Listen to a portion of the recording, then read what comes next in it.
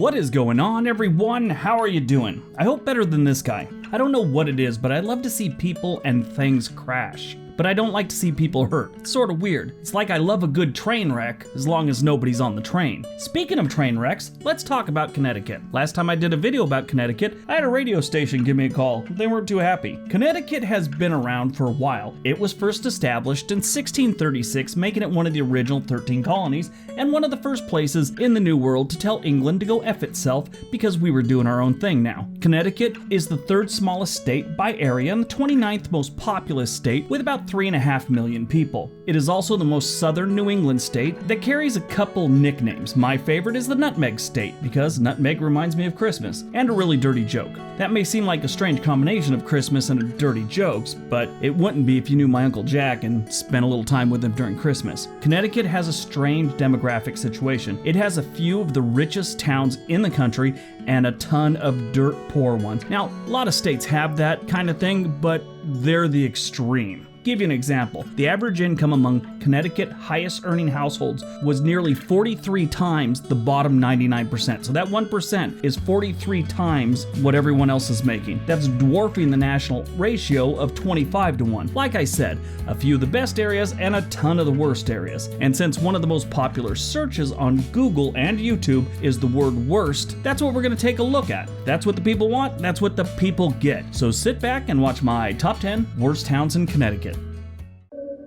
Number 10, Bethel, Connecticut. Bethel is a small town of about 18,000 residents, just southeast of Danbury. Bethel can be pretty dangerous and you can quickly find yourself in the wrong place at the wrong time fairly easy. Just last week, a fatal stabbing made the news, as well as a fight was broken up by officers when two residents began fighting each other, one armed with a machete and the other armed with a baseball bat. You know, when you've decided to go full machete on your next door neighbor, it's time to move someplace where you don't have any neighbors because you obviously can't be trusted with them. You know, machete seems like an odd thing to arm yourself with. This is Connecticut. I might be able to understand an axe handle or even an axe. Chainsaw maybe. But a machete? It just doesn't make sense. Machete's more of a Florida thing you use.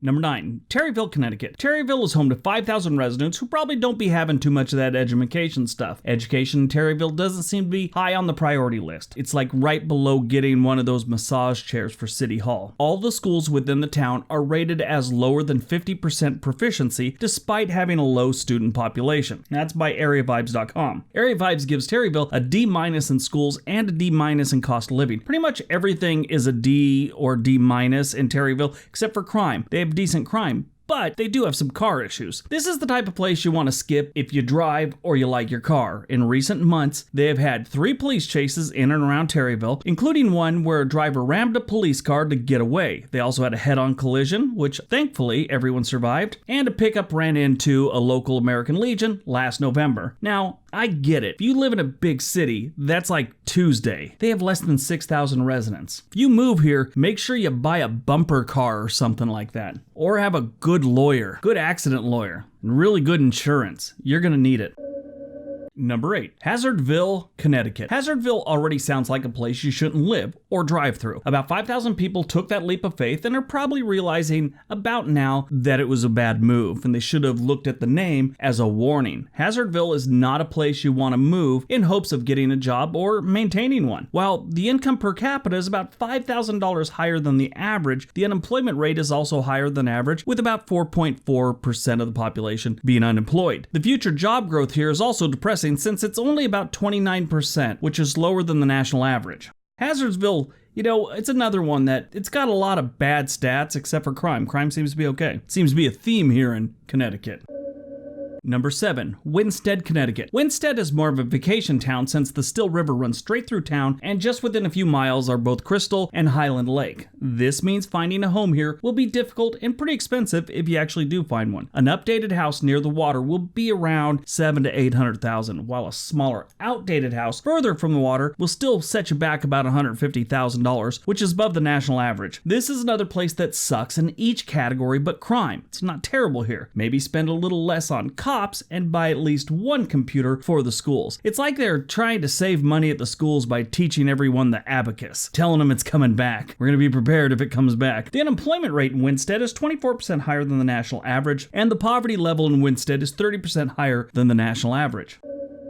Number 6. Groton, Connecticut. Groton is located on the Thames River and has about 30,000 residents. When a person lives along a river, near a lake, or any body of water, you always worry about someone drowning in said body of water. Unfortunately, that has happened just within the last month. Not only that, but there was a daytime shooting by some teenagers, which was unrelated to the body in the water, and a resident was charged with arson due to his house catching fire, or someone's house catching fire. They have some stupid things going on here. The town actually has a really low crime rate, so those things were really unusual. Everything else sucks according to areavibes.com. Schools blow, weather sucks, housing costs are ridiculous, and the cost of living is offensive, sort of like a Nicolas Cage movie. Man, what happened to that dude? I know I brought that up on other videos, but man, I used to like his videos. Now nothing. If I was him, I would just quit working. Speaking of not working, the unemployment rate in Groton is 17% higher than the national average.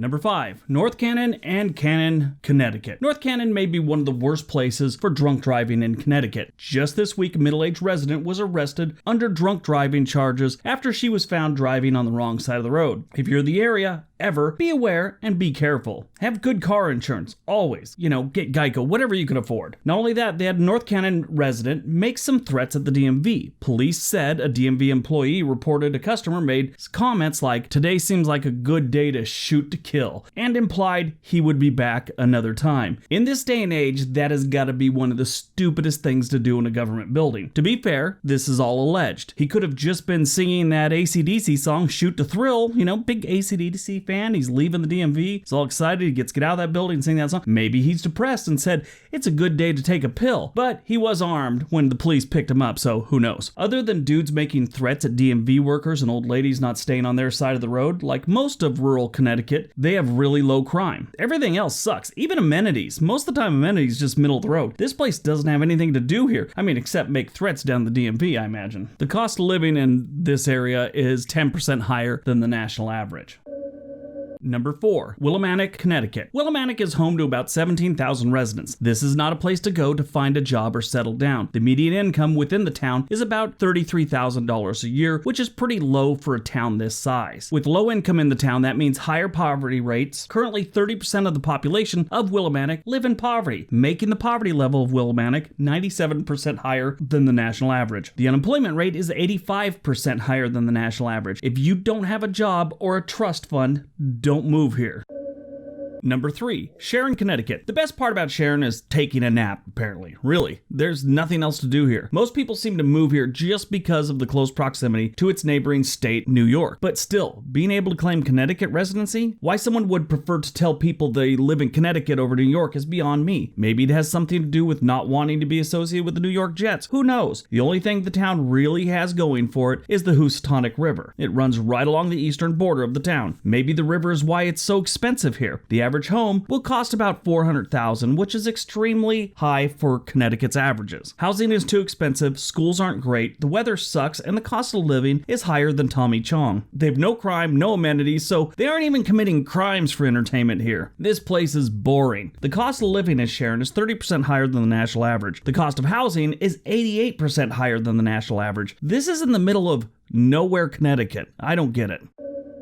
Number 2, Ansonia, Connecticut. Ansonia is located on the Naugatuck River. Like all others on this list, there's no real excitement or crime here. That is until you get these dillweeds behind the wheel of a vehicle. The town has an alarming high rate of incidents with automobiles. Just within the last 2 weeks, 2 residents were struck in a parking lot. 1 lost the leg. An Ansonia woman faces charges, including driving under the influence after her car struck an apartment building on Cherry Street in Milford. In June, a fire hydrant was launched 30 feet from its base after a driver crashed into it. And twin brothers carjacked a delivery driver. Fun times. Stay safe in this town, everyone. Now, there's not a lot going on, besides really, really bad drivers in this town. Everything sucks except for crime, and that's it. That's the only thing they have. Everything else is an F. Housing is too expensive. Schools aren't too great. Weather is horrible. Unemployment isn't great. The only thing they got going for them is little to no crime, again, until these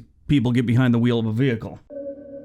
And number 1, Putnam, Connecticut. Putnam has a population of around 7,000 residents and is located in the northeastern area of the state. Being so far away from all the larger cities, employment opportunities aren't the best here. The median home income is slightly lower than the national average, with about 10% of the population living in poverty. The unemployment rate in Putnam is about 60% higher than the national average. And finally, we have a small town in Connecticut that doesn't have an A grade for crime. They have a B. But they also have less than 8,000 people living here, so if you take too many sugar packets from the Starbucks 2 days in a row, you technically have a crime spree going on. The good news is that the home prices are relatively low here, so if you're lucky enough to have a job, which apparently not a lot of people do here, you might be able to score a home loan. And if the stats paint an accurate picture, not a lot of locals went on to college, so your chances of getting a mortgage won't be hampered by some student loan debt. The weird thing about Putnam is the home prices are low, everything else is graded an F. So you have high cost of living, but low home prices. They usually go hand in hand. They're usually the same. But no, they're doing their own thing here. So yeah, if you can get past the boredom and the weather and not having a job,